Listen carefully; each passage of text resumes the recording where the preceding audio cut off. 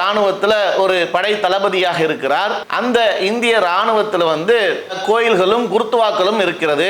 அவருக்கு கீழே இருக்கக்கூடிய சோல்ஜர்கள் அந்த மத நம்பிக்கையின் அடிப்படையில் அங்கே போய் வழிபடுவார்கள். வழிபடக்கூடியவர்களாக இருந்தால் இதை அந்த படை தளபதியாக இருக்கக்கூடிய இவர் போய் அங்கே வழிபாட்டு முறைகளை செய்ய வேண்டும் என்பதுதான் அங்கே சொல்லக்கூடிய ஒன்றாக இருக்கு. ஆனால் நான் பிறப்பால் கிறிஸ்தவராகவும் கிறிஸ்தவ மதத்தை நான் பின்பற்றக்கூடியவனாக இருக்கிறேன். ஆகையால் இந்த உருவ வழிபாடு என்னுடைய மதத்திற்கு என்னுடைய நம்பிக்கைக்கு எதிரானதாக இருக்கு.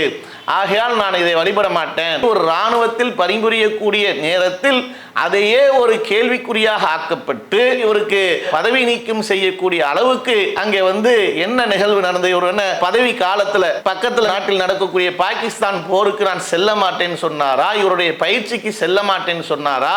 இவருடைய உயர் அதிகாரிகளை வேறு வகையில் மதிக்காமல் நடந்து கொண்டாரா?